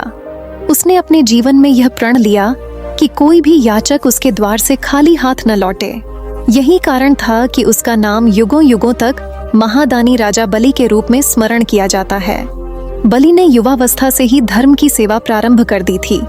उसके मन में यह विचार था कि राज्य की समृद्धि तभी सार्थक है जब वह समाज के सबसे छोटे व्यक्ति तक पहुंचे। प्रजाजन उसका नाम श्रद्धा से लेते थे, लेकिन उसके भीतर एक और उत्साह था, देवताओं को पराजित कर असुर वंश का गौरव स्थापित करना। उसने गुरु शुक्राचार्य के मार्गदर्शन में यज्ञ और तप किया। इन यज्ञों से उसे अपार बल प्राप्त हुआ। उसकी सेना संगठित और दृढ़ बन गई। धीरे धीरे उसने तीनों लोकों पर अधिकार कर लिया। इंद्र और अन्य देवता उसके सामने परास्त हो गए और देवलोक से विचलित होकर भगवान विष्णु की शरण में पहुंचे। देवताओं ने प्रभु से प्रार्थना की, हे नारायण, बलिदानशील है, धर्म प्रिय है, किंतु उसका पराक्रम इतना बढ़ गया है कि अब संतुलन टूट गया है। यदि असुरों का इतना प्रभाव बढ़ गया तो सृष्टि का संतुलन बिगड़ जाएगा। आप ही इस स्थिति को सुधार सकते हैं। भगवान मुस्कुराए। उन्होंने कहा, बलि मेरा भक्त है, वह दान का प्रतीक है, लेकिन उसकी परीक्षा होना आवश्यक है, क्योंकि दान बिना भक्ति के अधूरा है। मैं स्वयं वामन रूप में जाकर उसे परीक्षा में डालूंगा।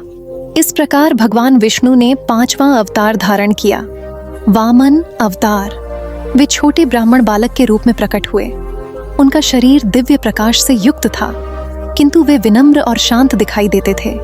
उनके चरणों की आभा से दिशाएं आलोकित हो उठीं। उस समय बलि ने एक विशाल यज्ञ का आयोजन किया था। चारों ओर यज्ञशालाएं सजी थीं, वेद मंत्र गूंज रहे थे और असुर समाज अपने राजा के वैभव पर गर्व कर रहा था। तभी वामन बालक यज्ञशाला में प्रवेश करते हैं। जैसे ही बलि ने उन्हें देखा, वह उठकर खड़ा हो गया। उसने हाथ जोड़कर कहा, ब्राह्मण देव, आपका स्वागत है। कृपया बताइए, आपको क्या चाहिए? यह संपूर्ण राज्य आपका है। आप जो मांगेंगे वही मिलेगा। वामन देव ने मधुर स्वर में कहा, राजन, मुझे कुछ भी अधिक नहीं चाहिए। केवल 3 पग भूमि चाहिए, जिस पर मैं अपना निवास बना सकूं। सभा मौन हो गई। असुर मंत्री और गुरु शुक्राचार्य आश्चर्यचकित हो गए। उन्होंने कहा, राजन, यह कोई साधारण बालक नहीं है, यह स्वयं विष्णु है। यदि तुमने वचन दे दिया तो सब कुछ उनसे छिन जाएगा। परंतु बलि ने मुस्कुराकर उत्तर दिया, गुरुदेव, आपने मुझे सिखाया है कि दान ही असुर का सर्वोच्च धर्म है। यदि कोई याचक मेरे द्वार पर आए और मैं उसे मना कर दूं, तो मेरे जीवन का सारा वैभव व्यर्थ हो जाएगा। यदि यह ब्राह्मण 3 पग भूमि मांग रहा है तो मैं इसे अवश्य दूंगा। यह कहकर बलि ने वामन देव को दान का वचन दे दिया। उसी क्षण वामन का रूप विराट होने लगा। उनके शरीर ने आकाश को ढक लिया। पहले पग में उन्होंने पूरी पृथ्वी नाप ली, दूसरे पग में आकाश और देवलोक समा गए। अब तीसरे पग के लिए स्थान ही नहीं बचा। भगवान ने मुस्कुराकर पूछा, राजन बलि, अब बताओ तीसरा पग कहाँ रखूं? सभा स्तब्ध थी। चारों ओर सन्नाटा छा गया। बलि ने हाथ जोड़कर कहा, प्रभु, मैंने आपको 3 पग भूमि देने का वचन दिया था। आपने 2 पगों में सब कुछ ले लिया। अब तीसरे पग के लिए मेरा सिर प्रस्तुत है। कृपया इसे स्वीकार करें। यह सुनकर भगवान प्रसन्न हो गए। उन्होंने बलि के सिर पर अपना चरण रखा और उसे पाताल लोक का अधिपति बना दिया।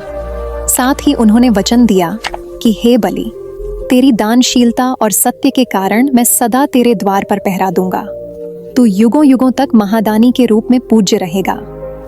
इस घटना से देवताओं और असुरों दोनों को यह शिक्षा मिली कि दान का वास्तविक अर्थ है स्वयं को अर्पित करना। वस्त्र, धन और राज्य का दान तो सरल है, किंतु अपना अहंकार और अहं का त्याग करना ही सच्चा दान है। राजा बलि ने अपने जीवन से यह सिद्ध किया कि असुर कुल में जन्म लेने के बाद भी कोई व्यक्ति भगवान की कृपा का पात्र बन सकता है। उसकी भक्ति और दानशीलता ने उसे देवताओं से भी महान बना दिया। यही कारण है कि आज भी दीपावली के दूसरे दिन बलि प्रतिपदा के रूप में उनकी स्मृति मनाई जाती है। वामन और बलि का यह संवाद अध्यात्म का एक गहन रहस्य प्रकट करता है। भक्ति बिना दान अधूरी है और दान बिना भक्ति शून्य है। जब दोनों एक साथ मिलते हैं, तब भक्त की आत्मा परमात्मा में विलीन हो जाती है। इस प्रकार प्रहलाद की विरासत बलि के माध्यम से और भी व्यापक रूप में प्रकट हुई। प्रहलाद ने जहां भक्ति का बीज बोया था, वहीं बलि ने दान का वृक्ष खड़ा किया। दोनों ही भगवान विष्णु की शरण में पहुंचे और संसार को यह सिखाया कि असुर वंश भी भक्ति और धर्म की धारा में अमर हो सकता है। अध्यात्म की साधना जब आरंभ होती है तो साधक का हृदय अनेक प्रश्नों से भर जाता है। उसे लगता है कि भक्ति और ज्ञान के मार्ग में कौन श्रेष्ठ है, जप और तप की साधना कहाँ ले जाती है, और भगवान को पाने का सच्चा साधन क्या है। पद्म पुराण का अध्यात्म खंड इन सब प्रश्नों का उत्तर बड़ी ही सहज और गहन भाषा में देता है। इसका अंतिम निष्कर्ष यही है कि जो आत्मा भगवान विष्णु के चरणों में आत्मसमर्पण करती है, वही इस संसार के दुख और मोह से मुक्त होकर शाश्वत आनंद प्राप्त करती है। समर्पण का अर्थ केवल बाहरी क्रिया नहीं, बल्कि भीतरी भाव है। यह वह अवस्था है जहां साधक अपने भीतर कहता है, हे प्रभु, अब मैं अपना कुछ भी नहीं मानता। यह शरीर, यह मन, यह प्राण, यह बुद्धि सब आपके हैं। मैं आपका हूँ और आप ही मेरे एकमात्र स्वामी हैं। जब यह भाव जागता है तब साधक के भीतर का अंधकार मिटने लगता है और आत्मा परमानंद के आलोक में नृत्य करने लगती है। शास्त्रों में कहा गया है कि भक्ति के 3 मुख्य स्वरूप होते हैं: प्रारंभिक भक्ति, परिपक्व भक्ति और आत्मसमर्पणमयी भक्ति। प्रारंभिक भक्ति में साधक भगवान को दूर से पूजता है। वह अनुष्ठान करता है, नाम जपता है, मंदिर जाता है और अपने जीवन को धर्ममय बनाने का प्रयास करता है। परिपक्व भक्ति में वह भगवान को अपने जीवन का साथी मान लेता है। वह हर कार्य को ईश्वर अर्पित करके करता है। परंतु आत्मसमर्पणमयी भक्ति में साधक और ईश्वर में कोई भेद नहीं रह जाता। साधक का प्रत्येक श्वास, प्रत्येक धड़कन, प्रत्येक विचार भगवान का ही हो जाता है। पद्म पुराण इस बात को विशेष रूप से स्पष्ट करता है कि वैष्णव धर्म का सार आत्मसमर्पण ही है। वैष्णव वह है जो भगवान विष्णु या राम के चरणों में अपने अहंकार को समाप्त कर देता है। वह जानता है कि संसार का प्रत्येक सुख और दुख प्रभु की इच्छा से ही है, इसलिए वह अपने जीवन की हर परिस्थिति को प्रभु की कृपा मानकर स्वीकार करता है। राम भक्ति का उदाहरण इस संदर्भ में अत्यंत प्रेरणादायक है। भक्त हनुमान जी ने राम के चरणों में ऐसा आत्मसमर्पण किया कि उनका जीवन ही भक्ति का आदर्श बन गया। हनुमान जी ने कभी यह नहीं कहा कि मैं कर रहा हूँ, बल्कि सदैव यही कहा, राम काज करिबे को आतुर। जब हनुमान जी ने अपनी शक्ति, बल और ज्ञान सब प्रभु को समर्पित कर दिया, तभी वे अमर हो गए। इसी प्रकार प्रत्येक भक्त को अपने जीवन में यह भाव जगाना चाहिए कि उसका जीवन केवल भगवान की सेवा के लिए है। अध्यात्म खंड के इस 12वें भाग में ध्यान की गहराई पर भी प्रकाश डाला गया है। ध्यान का अर्थ है मन को एकाग्र कर भगवान के स्वरूप में लीन करना। जब साधक ध्यान करता है तो वह अपने चारों ओर की मायावी दुनिया से अलग होकर अपने भीतर की दिव्यता से जुड़ता है। यह ध्यान धीरे धीरे साधक को इस अवस्था तक ले जाता है कि वह केवल भगवान का नाम जपते हुए भी आत्मिक शांति प्राप्त करता है। इस खंड में विशेष रूप से यह बताया गया है कि जप और ध्यान का सबसे बड़ा उद्देश्य है नाम में प्रभु को अनुभव करना।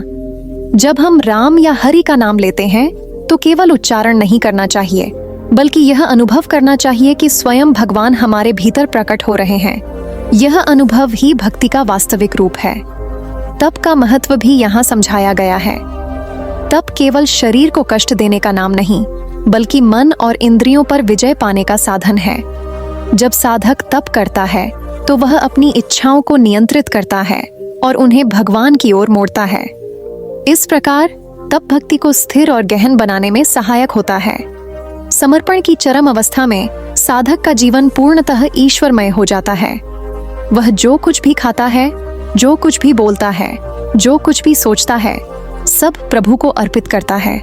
गीता में भी यही कहा गया है, यत् करोषि यदश्नासि यज्जुहोषि ददासि यत् तपस्यसि कौन्तेय तत्कुरुष्व मदर्पणम। अर्थात जो कुछ भी तुम करते हो, खाते हो, अर्पित करते हो, तप करते हो, वह सब मुझे अर्पण करो। यही आत्मसमर्पण है और यही अध्यात्म का चरम उत्कर्ष है। पद्म पुराण इस अध्याय में यह भी स्पष्ट करता है कि समर्पण करने वाला भक्त कभी भयभीत नहीं होता। उसे यह विश्वास होता है कि प्रभु सदैव उसकी रक्षा करेंगे।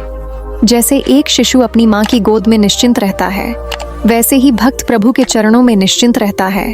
यह विश्वास ही उसकी सबसे बड़ी शक्ति है। जब साधक इस अवस्था तक पहुंचता है तो उसे जन्म और मृत्यु का भय नहीं रहता। वह जान लेता है कि शरीर नश्वर है, परंतु आत्मा शाश्वत है और आत्मा का परम गंतव्य केवल भगवान के चरण है। इस सत्य का अनुभव करके वह जीवन के हर दुख सुख को सहजता से स्वीकार करता है और प्रभु के नाम का निरंतर जप करता है। अध्यात्म खंड के समापन में यही कहा गया है कि भक्ति, साधना, जप, तप और ध्यान का अंतिम परिणाम है आत्मसमर्पण। यही आत्मसमर्पण मनुष्य को परमात्मा से जोड़ता है। यही मुक्ति का मार्ग है और यही मानव जीवन की पूर्णता है। प्रिय श्रोतागण, इस प्रकार पद्म पुराण के अध्यात्म खंड का यह 12वां भाग हमें सिखाता है कि आत्मसमर्पण ही जीवन का सच्चा साधन है। जब हम अपने भीतर से अहंकार, लोभ और वासना को मिटाकर प्रभु को अपना सर्वस्व मान लेते हैं, तभी हम वास्तविक अध्यात्म को प्राप्त करते हैं। यही वह स्थिति है जो मनुष्य को साधारण से असाधारण बना देती है। जो जीव को जीवन मुक्त बना देती है और जो आत्मा को परमात्मा में विलीन कर देती है। आज हम उस चरम बिंदु पर पहुंचे हैं जहां से आगे केवल मौन शेष रह जाता है, क्योंकि शब्दों की अपनी सीमाएं होती हैं और आत्मानुभूति की कोई सीमा नहीं। पद्म पुराण का षष्ठ खंड, अध्यात्म खंड, वास्तव में मनुष्य जीवन की सबसे गहन यात्रा है। यह यात्रा साधारण कथाओं की नहीं, बल्कि आत्मा और परमात्मा के मिलन की कथा है। इस पूरे खंड में हमने 12 भागों के माध्यम से साधना, भक्ति, जप, तप, ध्यान और आत्मसमर्पण के विविध स्वरूपों को समझा। अब समय है कि इस संपूर्ण ज्ञान का सार अपने हृदय में उतारकर इसे जीवन का आधार बना लें। अध्यात्म खंड हमें यह सिखाता है कि मनुष्य का जीवन केवल भोग और विलास के लिए नहीं है। यह जीवन ईश्वर प्राप्ति का अवसर है। यह वह पुल है जो हमें इस संसार के बंधनों से मुक्त करके शाश्वत आनंद की ओर ले जाता है। जब तक मनुष्य इस सत्य को नहीं पहचानता, तब तक उसका जीवन अधूरा है। यह खंड यही उद्घोष करता है कि भक्ति ही वह मार्ग है जिस पर चलकर मनुष्य अपने भीतर की दिव्यता को पहचान सकता है। भक्ति का वास्तविक स्वरूप केवल पूजा पाठ की बाहरी क्रियाओं में सीमित नहीं है। भक्ति वह भाव है जहां साधक का हृदय प्रेम से भर उठता है। जब हृदय से यह पुकार उठती है कि हे प्रभु, मैं आपका हूँ और आप ही मेरे हैं, तब भक्ति की सच्ची ज्योति जलती है। यही ज्योति मनुष्य को अंधकार से प्रकाश की ओर ले जाती है। जप और ध्यान का महत्व इस ग्रंथ में अत्यंत गहराई से वर्णित है। नाम जप केवल एक शब्द का उच्चारण नहीं, बल्कि आत्मा और परमात्मा का संवाद है। जब हम राम या हरि कहते हैं तो यह ध्वनि हमारी आत्मा को झकझोरती है और हमें ईश्वर की उपस्थिति का अनुभव कराती है। ध्यान उस स्थिति का नाम है जहां साधक अपने मन को संसार से हटाकर ईश्वर के स्वरूप में स्थिर कर देता है। यह ध्यान धीरे धीरे उसे इस अवस्था में पहुंचा देता है कि उसे हर वस्तु में केवल प्रभु का ही स्वरूप दिखाई देता है। तप का महत्व भी यहाँ असाधारण है। तप केवल उपवास या कठिन साधना का नाम नहीं है। तप का वास्तविक अर्थ है मन और इंद्रियों को संयमित करना और उन्हें ईश्वर की ओर मोड़ना। जब मनुष्य अपनी इच्छाओं और वासनाओं पर विजय पा लेता है, तभी उसका हृदय ईश्वरमय हो पाता है। यही तप है और यही उसे परम मार्ग की ओर अग्रसर करता है। अध्यात्म खंड के प्रत्येक भाग में यह प्रतिपादित हुआ कि वैष्णव धर्म का सार आत्मसमर्पण है। समर्पण का अर्थ यह है कि साधक अपने जीवन को ईश्वर को अर्पित कर दे। जब वह यह स्वीकार कर लेता है कि उसके जीवन की प्रत्येक घटना प्रभु की इच्छा से ही होती है, तब उसके भीतर से भय और चिंता समाप्त हो जाती है। वह निश्चिंत होकर केवल प्रभु के नाम में लीन रहता है। यही समर्पण ही मुक्ति का द्वार है। राम भक्ति का उदाहरण यहाँ विशेष रूप से उल्लेखनीय है। हनुमान जी ने अपने जीवन से यह सिद्ध किया कि सच्चा भक्त वही है जो अपना सब कुछ प्रभु को समर्पित कर दे। उन्होंने न अपने बल का, न अपने ज्ञान का, न अपनी शक्ति का अहंकार किया, बल्कि सदैव यही कहा, राम काज करिबे को आतुर। यही भाव उन्हें अमर और अद्वितीय बना गया। यही भाव प्रत्येक भक्त को अपनाना चाहिए। अध्यात्म खंड का अंतिम संदेश यही है कि आत्मसमर्पण ही अध्यात्म का चरम उत्कर्ष है। जब साधक अपने भीतर से अहंकार, मोह और वासनाओं को मिटाकर प्रभु को अपना सर्वस्व मान लेता है, तब वह आत्मिक मुक्ति को प्राप्त करता है। यही मुक्ति केवल मृत्यु के बाद नहीं, बल्कि जीवन में ही प्राप्त हो सकती है। इसे ही जीवन मुक्ति कहा गया है। जीवन मुक्त वह है जो जीवित रहते हुए भी संसार से परे हो जाता है और केवल प्रभु में लीन रहता है। इस खंड के माध्यम से हमें यह भी समझने को मिलता है कि धर्म, भक्ति और अध्यात्म तीनों एक ही वृक्ष की शाखाएं हैं। धर्म हमें संयम सिखाता है, भक्ति हमें प्रेम सिखाती है और अध्यात्म हमें आत्मा की शुद्धता सिखाता है। जब ये तीनों मिल जाते हैं, तब साधक का जीवन पूर्ण हो जाता है। पद्म पुराण के इस अध्यात्म खंड का यह संपूर्ण सार यही है कि मनुष्य को अपने जीवन में भक्ति को स्थान देना चाहिए। भक्ति के बिना ज्ञान अधूरा है और ज्ञान के बिना भक्ति स्थिर नहीं होती। जब भक्ति और ज्ञान मिलकर साधक को तप और ध्यान की ओर ले जाते हैं, तब उसका जीवन प्रभु की शरण में पहुंच जाता है। यही शरणागति या आत्मसमर्पण ही अध्यात्म की पूर्णता है। प्रिय श्रोतागण, यदि हम इस खंड को एक वाक्य में संक्षेप करें तो यही कह सकते हैं, भक्ति के बिना मनुष्य अधूरा है और समर्पण के बिना भक्ति अधूरी है। जब भक्ति समर्पण में परिवर्तित हो जाती है, तब साधक को शाश्वत शांति और आनंद की प्राप्ति होती है। यही वह स्थिति है जहां आत्मा और परमात्मा का मिलन होता है, और यही मानव जीवन का परम उद्देश्य है। इस प्रकार पद्म पुराण के अध्यात्म खंड का यह महान उपदेश हमें सिखाता है कि हम अपने जीवन को भक्ति, साधना और समर्पण से युक्त करें। यही मानव जीवन का परम लक्ष्य है, और यही मार्ग हमें जन्म मरण के बंधन से मुक्त करके परमात्मा के चरणों तक ले जाता है। प्रिय मित्र, पद्म पुराण के आध्यात्म खंड की इस दिव्य यात्रा से हमने जाना कि साधना, जप, तप और ध्यान का अंतिम उद्देश्य केवल एक है, प्रभु के चरणों में आत्मसमर्पण। यही आत्मसमर्पण हमें जन्म और मृत्यु के बंधन से मुक्त करता है और शाश्वत शांति प्रदान करता है। भगवान विष्णु और श्री राम की भक्ति ही जीवन का सच्चा धन है। यदि हम अपने हृदय को प्रभु को अर्पित कर दे तो यही इस जीवन की सबसे बड़ी उपलब्धि है। आपसे निवेदन है कि इस कथा के संदेश को अपने जीवन में उतारे और प्रभु के नाम में अपने दिन रात को रमाएं। अगले वीडियो में हम और भी महत्वपूर्ण बातें लेकर आपके पास आएंगे। तब तक प्रभु के नाम का जप करते रहिए और भक्ति की ज्योति जलाए रखिए। हरि नाम ही जीवन की सच्ची शरण है।